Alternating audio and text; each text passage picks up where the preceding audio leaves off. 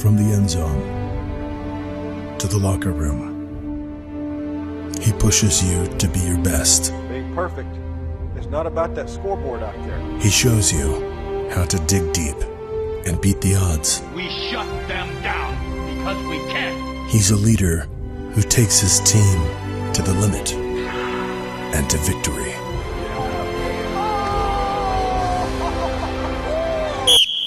Hey, women coach too. Here we go! Hey! They call me Hutch. They don't call me Coach Hutch, they just call me Hutch.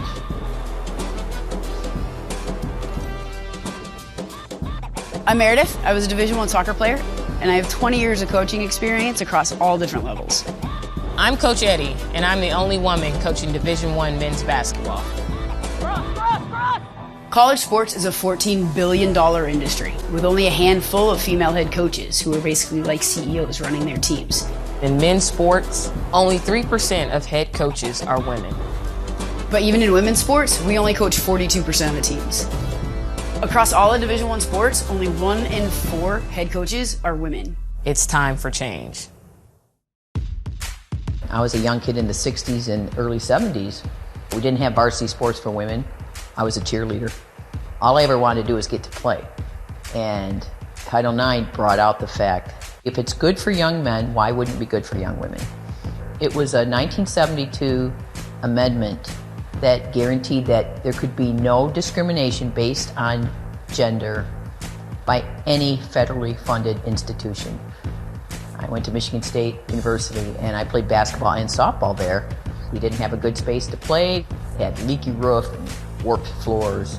We didn't have a locker room. At some point it really hit us in the face that we deserve to be treated just as well as the boys, not better. And we filed a lawsuit and we won in an hour. In the late 70s, which is when I went to college, well over 90% of all women's sport teams were coached by women. Now it's somewhere closer to 40%. So you could say the decline is drastic. Title IX did exactly what it was supposed to do. It got more girls playing. Title IX asked for participation. It didn't ask for coaching. We're moving backward in gender equity in coaching. In other fields, they're making advancements. Where have all the women gone? And why are the opportunities going to men? As the opportunities improved, we saw a lot more of the other gender going into our coaching pools.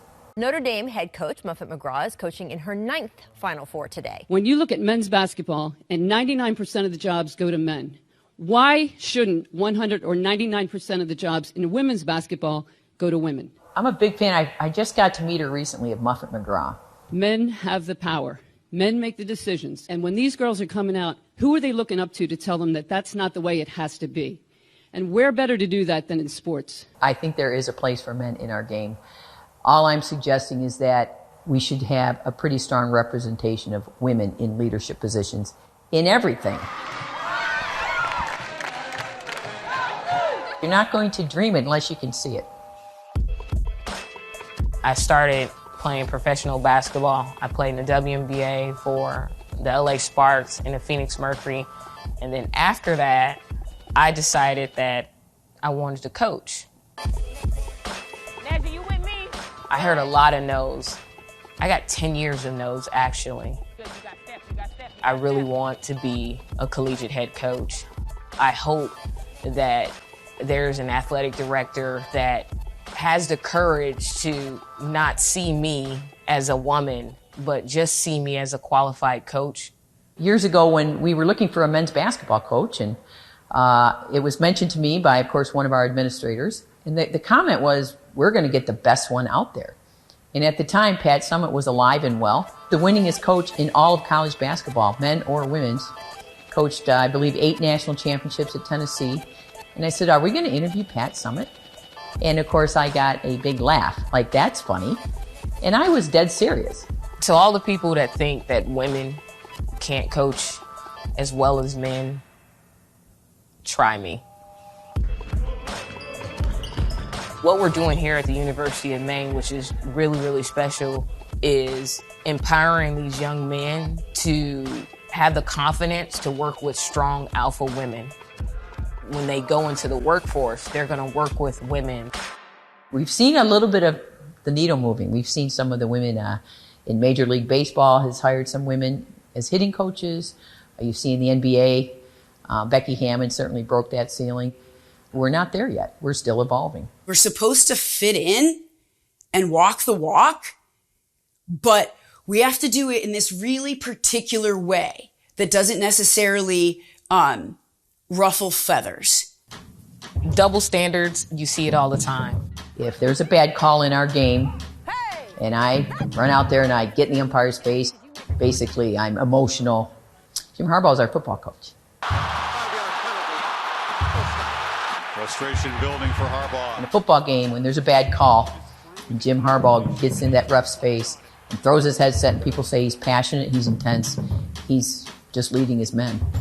Look at here, look at here.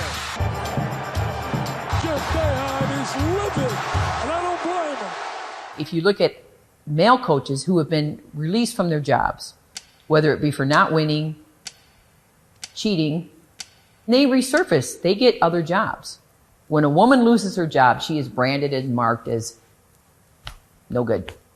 Sports are no different from business or politics, tech, you name it. It starts at the top. People hire people who they're comfortable with. Male boards in business hire male CEOs. And in sports, male athletic directors hire male coaches. And 89% of Division I athletic directors are men. The research shows that diversity leads to success. That means hiring only men is leaving titles on the field. The only way change is going to happen is if organizations and institutions hire more women. University presidents should set a target and make it public so that they're held accountable. It's not rocket science. Women are all great enough to play the game. Women are great enough to coach the game.